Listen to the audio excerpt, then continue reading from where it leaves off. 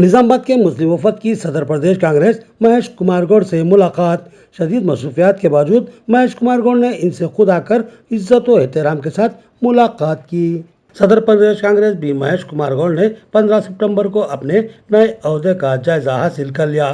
ان کی تقریب حلف برداری میں ریاستی وزیر اعلیٰ ریونت ریڈی کے علاوہ کئی ریاستی وزراء اور اہم ترین ریاستی قائدین کے علاوہ مختلف اضلاع کے قائدین و کارکنان کی بڑی تعداد شریک تھی، لیکن اتنے اہم عہدے پر فائز ہونے اور وقت کی کمی اور اہم لوگوں کی موجودگی کے باوجود مہیش کمار گوڑ نے نظام آباد سے جانے والے اہم مسلم اکابرین و قائدین کے وفد کو جو عزت و توقیر دی وہ حیرت انگیز اور قابل ستائش ہے۔ وزیر اعلیٰ کی موجودگی میں انہوں نے اپنے عہدے کا حلف لیا اور اس کے بعد ان کو اپنے خیر مقدمی جلسے میں جانا تھا، لیکن انہوں نے حلف لینے کے فوری بعد جلسے میں جانے سے قبل 15 منٹ کا وقت نکال کر نظام آباد کے مسلم وفد سے ملاقات کی۔ مہیش کمار گوڑ کی سادگی اور اپنے وطن بالخصوص مسلم اکابرین و قائدین کو اہمیت و فخریت دینے پر خود مسلم قائدین و اکابرین حیرت و مسرت کا شکار ہو گئے۔ اپنی مصروفیات کے دوران انہوں نے نظام آباد کے مسلم ذمہ داران کو ایک مخصوص کمرے میں بٹھانے کا انتظام کیا۔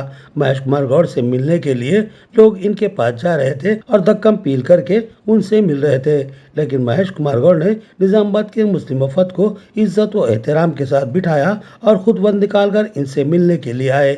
نظام آباد کے مسلم قائدین نے انہیں صدر پردیش کانگریس نامزد کیے جانے پر دلی مبارکباد پیش کی اور گلدستہ دیا اور ذاتی شال پوشی و گل پوشی بھی کی۔ مہیش کمار گوڑ نے تمام سے دلی اظہار تشکر کیا اور کہا کہ میں نظام آباد کی مٹی سے جڑا ہوا ہوں اور اپنے آبائی وطن اور وہاں کے لوگوں سے قلبی لگاؤ رکھتا ہوں۔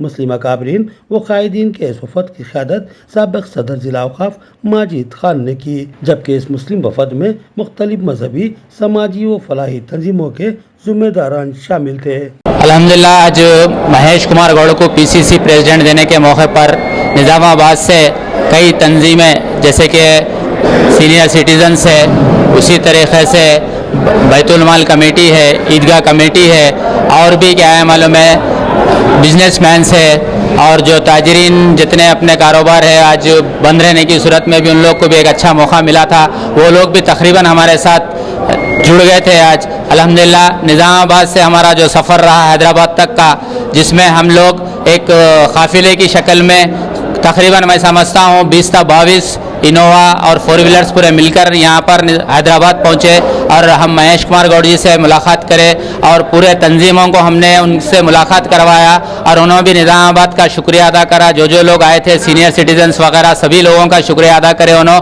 اور الحمدللہ میں سمجھتا ہوں جبکہ تلنگانہ میں دونوں بھی ڈائنامک لیڈر ہے، ایک چیف منسٹر اور ایک مہیش کمار گوڑ جی۔ حسنین فارمیسی کا قلعہ روڈ پر افتتاح عمل میں آیا۔ فارمیسی کے مالک کریم اللہ نے بتایا کہ ان کے پاس جنرک میڈیسن بھی دستیاب رہیں گے، جن پر 40 تا 80% ڈسکاؤنٹ دیا جائے گا۔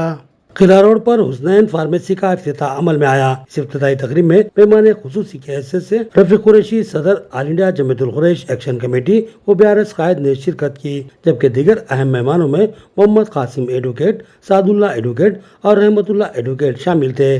ان کے علاوہ دیگر اہم شرکاء میں خواجہ قریشی، فہد قریشی، عامر قریشی، سمیر قریشی، سہیل قریشی، سیف اللہ اور امان اللہ شامل تھے۔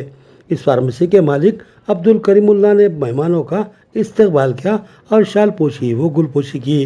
دعا کے ساتھ اس فارمیسی کے افتتاح کے بعد کریم اللہ نے بتایا کہ اس فارمیسی میں ہوا وقت جنرک میڈیسن بھی دستیاب رہیں گے، جن پر ادویات کے لحاظ سے 40 تا 80% کا ڈسکاؤنٹ دیا جائے گا۔